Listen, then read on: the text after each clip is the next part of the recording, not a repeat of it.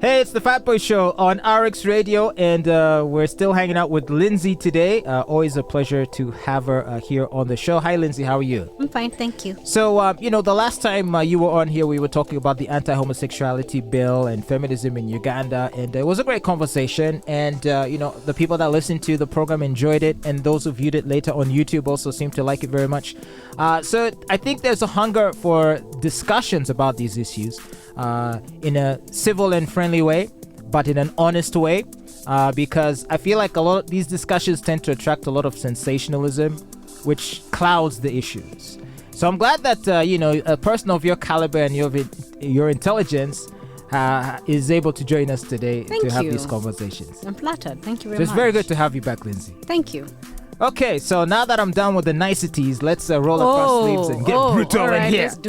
Let's do this. Okay, bring it. But, we're talking about dating and relationships in the modern age. And there's always something in the news that will, throw yet another spanner in the works and get people talking. Earlier, we were discussing the Hakimi incident, the divorce. The duplicity. And how his wife tried to sue him for half the property, only to find that he has no assets to his name, all in his mother's names. And in fact, as it turns out, she might be the one that has to part with half her property. She didn't try to sue him for anything. She was entitled to it, just as he is entitled to half of her net worth. But to be entitled to something, you can forfeit your entitlement. But he didn't forfeit it. Hence showing just how evil this human being is. Well, maybe he didn't forfeit his claim on half her property, seeing as she was going after half of his. She wasn't going after. She was entitled to it. They were both entitled to half of each other's. No, but my point is, you see, the reason why it gets to court, because sometimes a lot of divorces don't even have to go to court. You're aware. Yeah.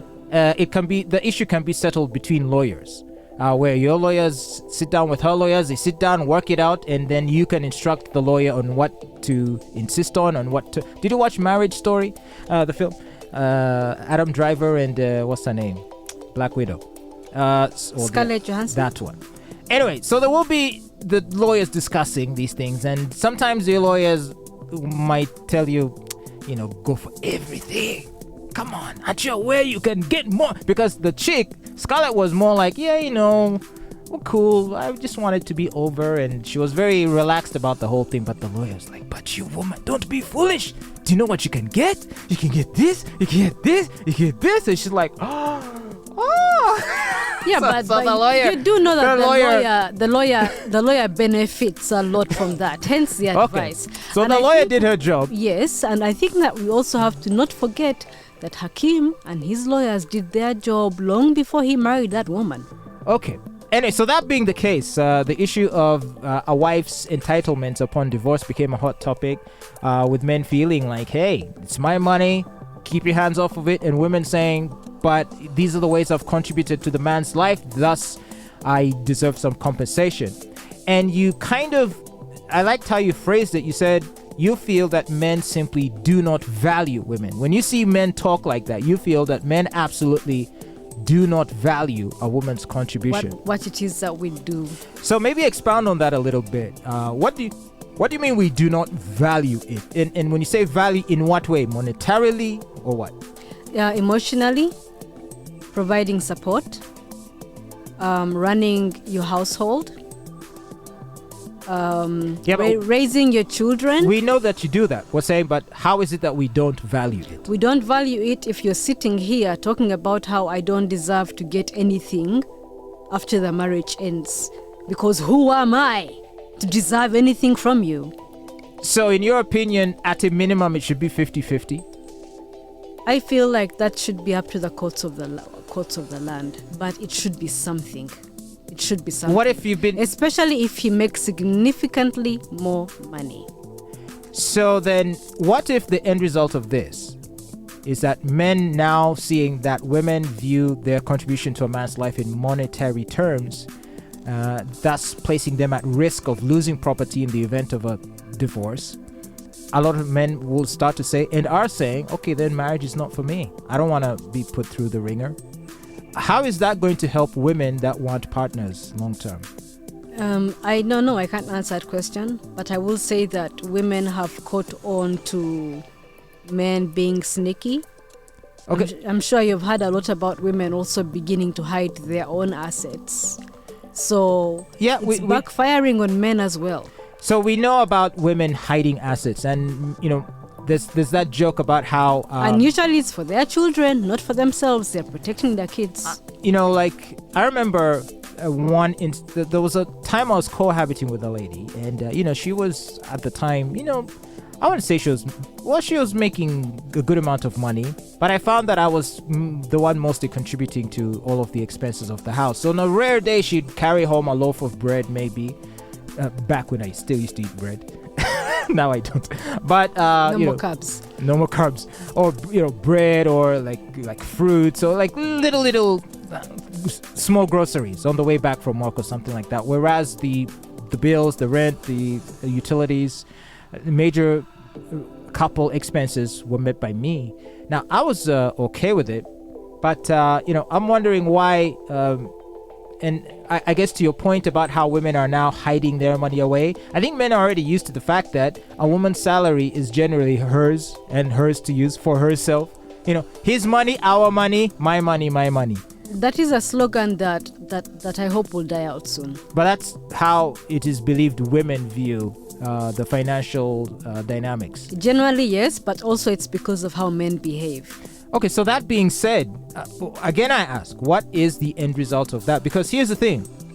We know that typically it is women that would like to obtain commitment from the partner they're dealing with. All right? At least formal commitment. You understand when I say formal, like legal marriage and stuff like that. A man will be happy to date a woman for 20 years and just be okay in that space, whereas a woman is thinking to herself, hey, I'm growing a bit older, I'm here with this man, I'm not sure if we're committed, and so she will start to apply the pressure for him to formalize, and usually it will happen. Okay, so that being the case, how is it then beneficial to women to be open about the financial expectations they have in a relationship and the financial compensation they believe they deserve in a relationship? Again, I ask, it's simply going to make men not want to get married. If they were reluctant already, this will only make it worse. You don't see it that way? Then don't get married and die alone and be lonely. And men. And men need companionship. But the thing is, men need companionship. A woman can thrive on her own. I don't know that that's true, though. It is true. It is true. I don't know that that's true because, you need It is not... true, which is why whenever divorce parties are being thrown, it's never the men throwing the divorce parties, it's the women. Yeah, you see, woohoo, I'm free! Yeah. And again, it goes back to the point, usually that I've gone to a court and taken half the man's money. Why wouldn't she celebrate? But that same divorced woman, I'm going to find her on Tinder. Because I've been on a lot of dates with these 40-year-old divorcees, 30-year-old divorcees that I have met on dating apps. And they're hungry for love and commitment. So when I might go in there and treat the interaction in a casual way as it is supposed to be. It's Tinder after all. Why are you on Tinder looking for a husband? But a lot of them are. They're looking for boyfriends, they're looking for life partners, they're looking for husbands. They'll even put it in the bio. I'm not here to play games. If you just a casual thing, swipe left. They'll say all this stuff having been divorced. So are they really happy? I'm on Tinder and I see a lot of that from men. I am looking for a long-term relationship. I want children. It's not just women. Really? Yes. Men put that in their profiles? Yes, they put it there. Like, I'm not here to play games. That's catfishing. That is what? Do you think they're being honest? One never knows. They could be pretending. One never knows. But there are men who are saying that. Men who are saying, I am a divorcee or I am a widower and I have 2 children and I'm looking for someone to take care of my children. Now, if he matches with another woman who is a widowee or who is divorced and has kids, that's a mixed family right there and they met on Tinder. It does work. Yes, it's known as a place for hookups, but there are people there who are looking for something serious and they find it on Tinder and on Bumble. Yeah. Okay, well, I still think there are ways of finding fulfillment outside those, specifically the institution of marriage or any sort of formal relationship arrangement. I'm reminded you can of buy a plant. you could do that. But I can think of the case of actor Robin Williams, who actually was married 3 times. And he was not happy. There's a famous quote that's attributed to him that says something like, the worst feeling is being surrounded by people and still feeling lonely. I think I'm paraphrasing. It's from a movie. Is it from a film? Yeah, it's from a film. So in other words, you could be having someone in the house with you. Do you know that the day he died, he hanged himself? His wife, who lived in the house with him, didn't even know about it until later in the day. He hanged himself in the morning, but she got up in the morning. They weren't sharing rooms. She went to town. I think went shopping, did whatever she did, and in the afternoon she's like, "But where's this dude? Is he still sleeping?" And went to check and found him hanging. What happened? So this guy, even in his 3rd marriage, was feeling neglected, feeling unloved. How did he not die alone too? Actually, Yet he was married. One of the reasons that he was depressed was because of alimony payments. Yes. And the reasons why most of the marriages failed were on him, unfortunately. Hence alimony payments.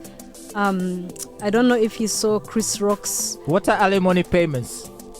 Payments the husband makes to the ex-wife, correct? It makes the ex-wife. And that's his fault, you're saying? Because the marriage ended because of cheating or because he wanted to move on and find someone else, etc. That's a decision that he made.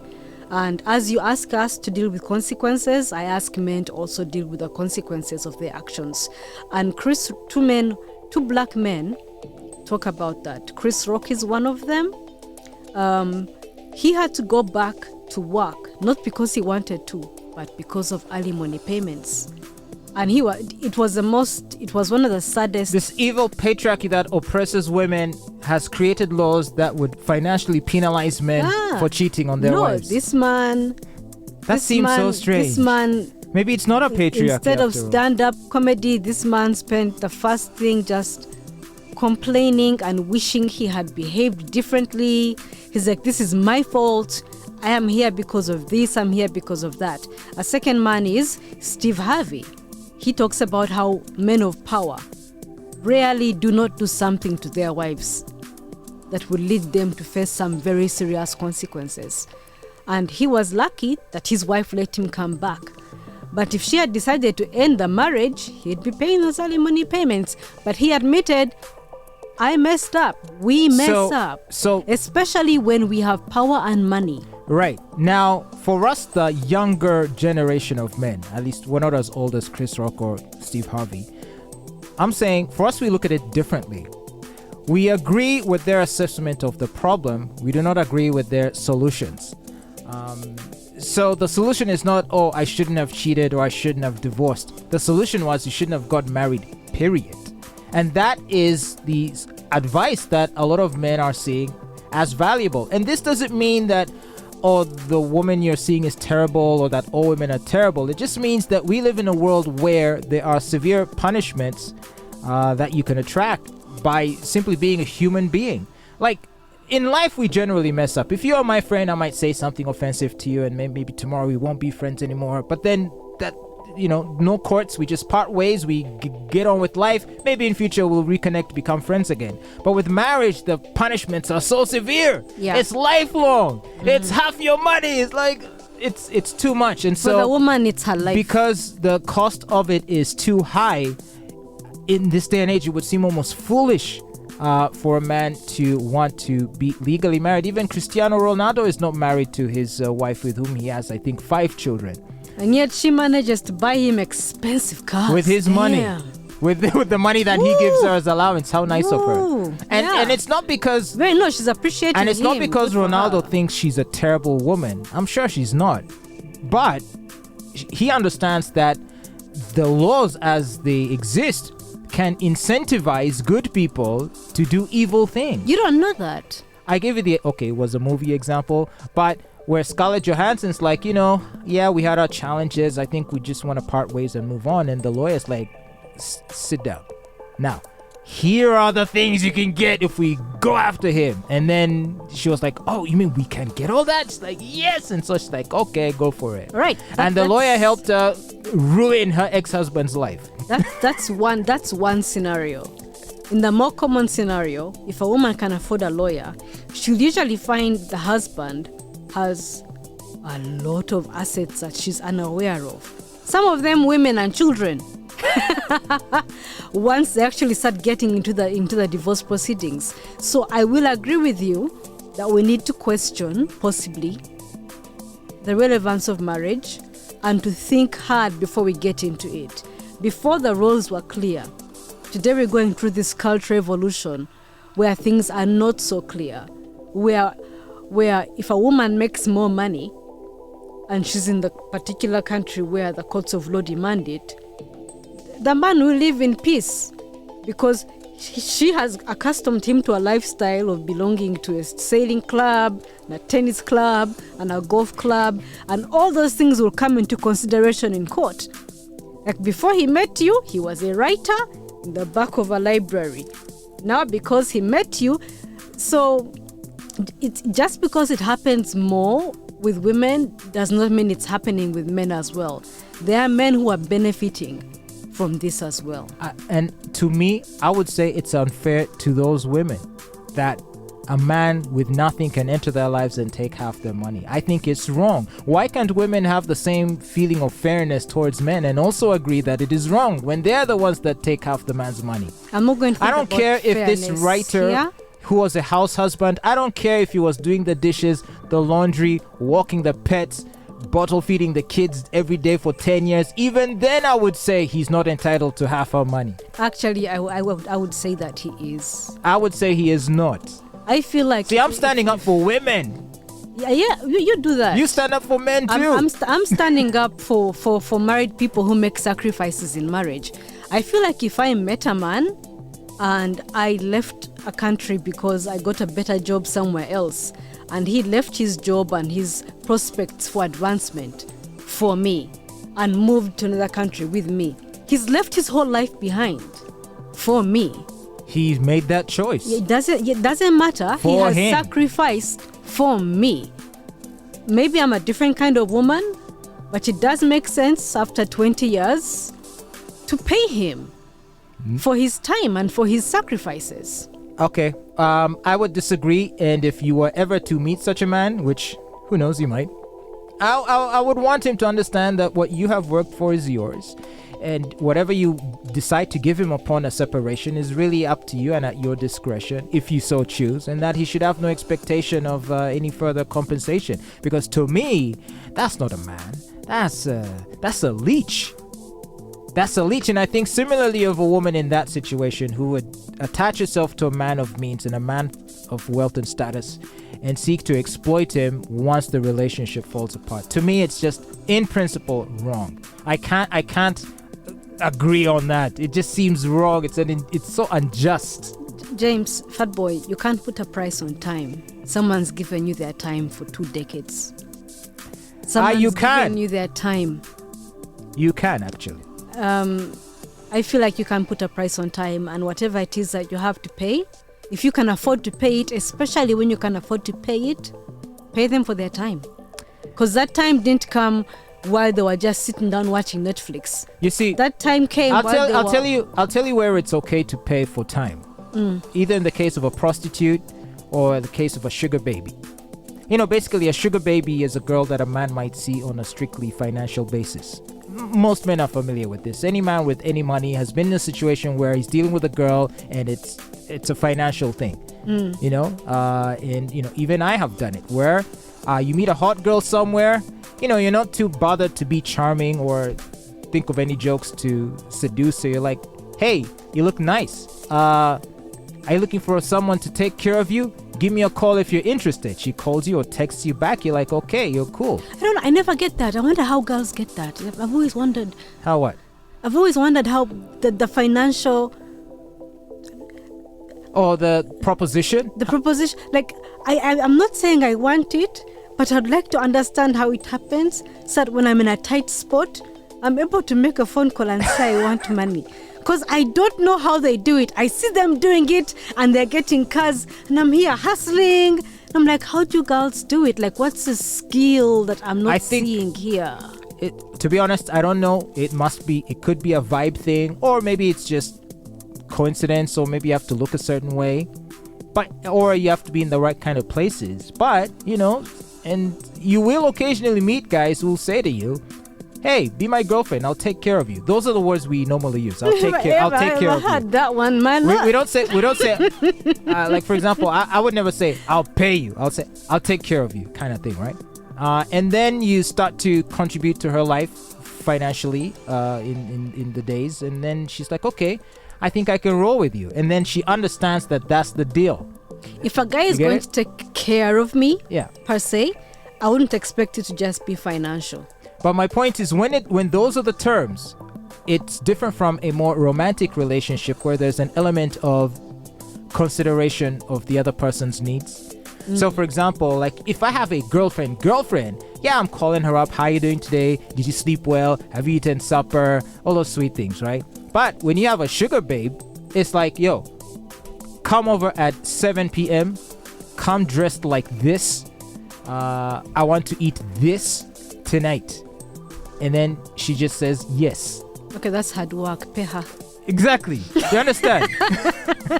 I'm going to a party. There's going to be these sorts of people. I want you to accompany me. I want you to wear this dress, have this kind of hairstyle, be there at 8:30. That there is labor. Yes. So that's what I'm saying. If those are the terms, it's okay to pay because it's more explicitly transactional. But if we're in this mix of I love you, I miss you, I care for you. It's romantic, fatboy men also love to splash on their women. If that's what it's about, then I don't think you should be talking to me about compensation. I'm not talking about compensation now. I'll compensate but men you. love to splash on their women. They do. Yep, that's what I'm saying. But you see, when we so-called splash on our women as gifts of love, usually there is no implication that she is supposed to do everything we say, because it is under the guise of love, right? Or under the framework of a love relationship. So I can give you a diamond encrusted watch, and still, if I want anything from you, I need to ask for it politely.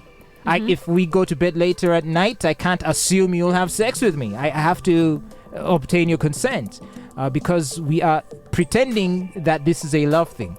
Until we get divorced, and then you're gonna tell me you need to be financially compensated. She gonna love but my you point up is, also. but my point is, like I said, so these are the dynamics that men have to understand. And I feel like there's a scam that's running in which women want to pretend it's about love, and then when it's convenient, they switch it up and make it transactional. Talking about I need to be compensated for time. You can't put a price on time, therefore give me half your property. Okay, so all that I love you stuff was BS then the whole time. It was never about that. You were lying to me. Then I would say it's the same thing for the man. All your I love you was BS too. If you're willing to toss me out onto the street. Yeah, but the difference is I'm not gonna get half your property, whereas you're coming for half of mine. Because I don't have half of anything to give you. But if I did, how convenient. If I did and the courts of law demanded it or called for it, you'd be obligated to it. Aren't you lucky that there are no such laws that would compel you to do that? And I don't see you agitating for them either, in the interest of equality. I think that there should be. There's this tragic case in Kenya. I think you must have followed it.